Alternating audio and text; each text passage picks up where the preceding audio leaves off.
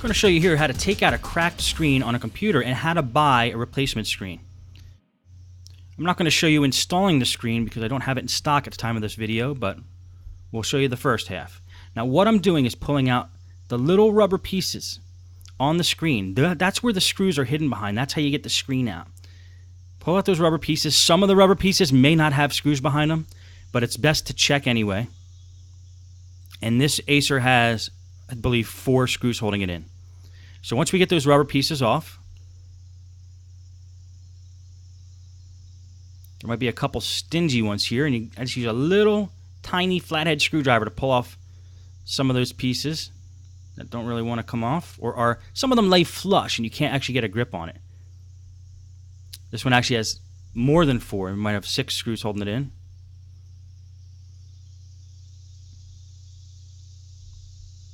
So you get all those covers off. Then we're going to hit it with a Phillips screwdriver.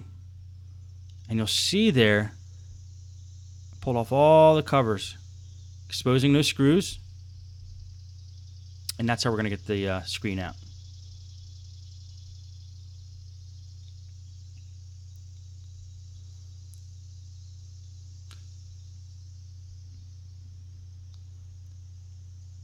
It's a good idea, if you can help it, to not angle your screwdriver towards the screen in case it slips. Your screwdriver might scratch the screen.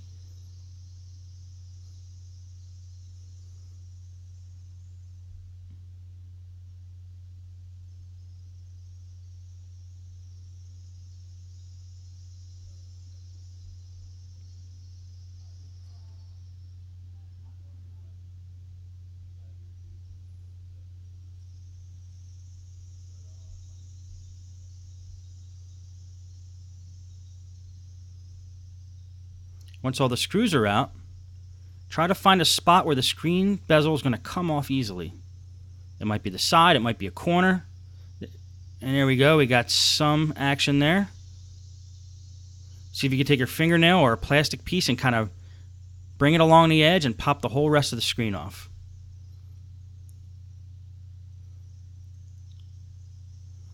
Be careful, sometimes the screen is actually stuck, or the bezel stuck to the screen with some kind of glue or tape. That came off fairly easily though. Let's put our little tiny screwdriver back. Just take a look here and see the best way to attack getting this screen out.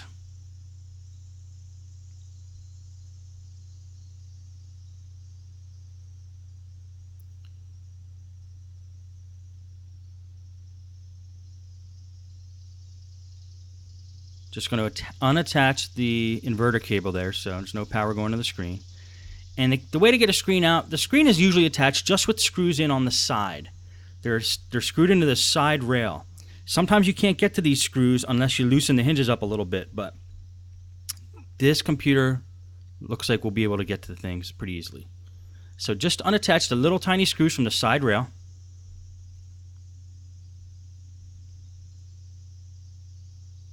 Be nice to have a magnetic screwdriver here. Little tiny screws. If they fall on the desk, they could bounce away fairly easily.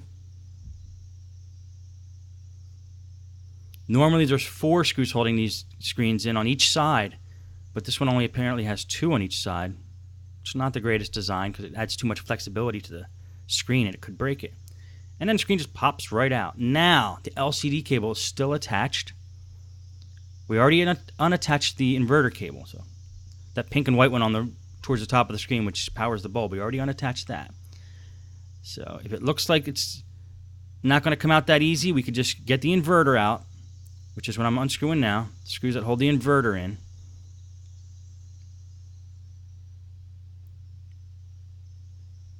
And flop the screen down, lay it flat.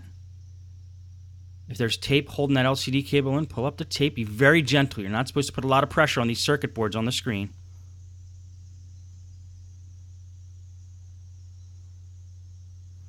Okay, expose the LED cable and the connector. Okay, got the tape off there. Just going to put it right there on the screen for now.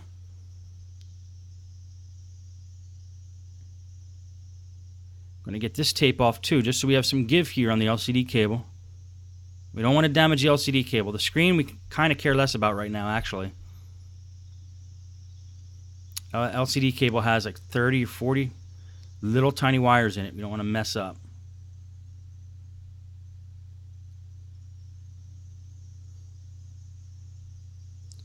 And that pops right out. The LCD cable either pops right out, or sometimes it is.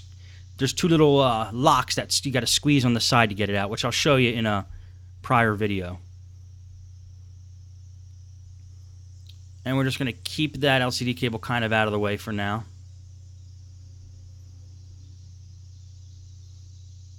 We're going to close this up, wait for the new screen to come in.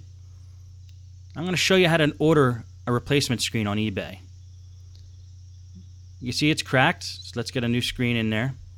Flip it over. Look at the model number on the back of the screen. The model number is right here. It's that LP141WX1 parentheses TL parentheses A2.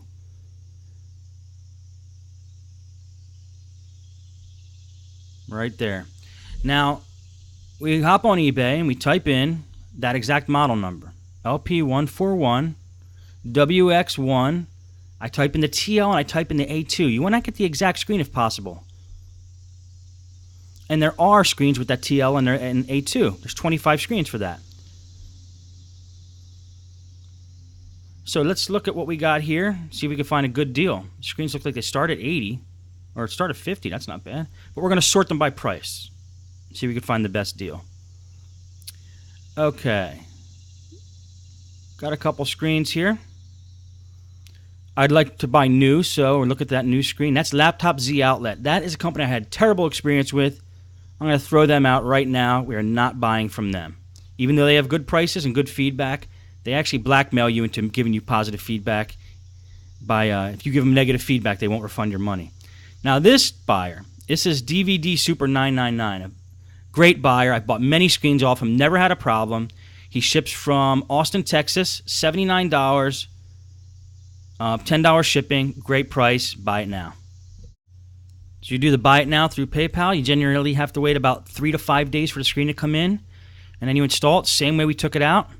Again, I can't say enough good things about DVD Super 999. Great seller. I've been buying screens off him for years. Try to avoid Laptop Z and Screen 8 if possible. But that is how you buy a screen on eBay and replace a screen.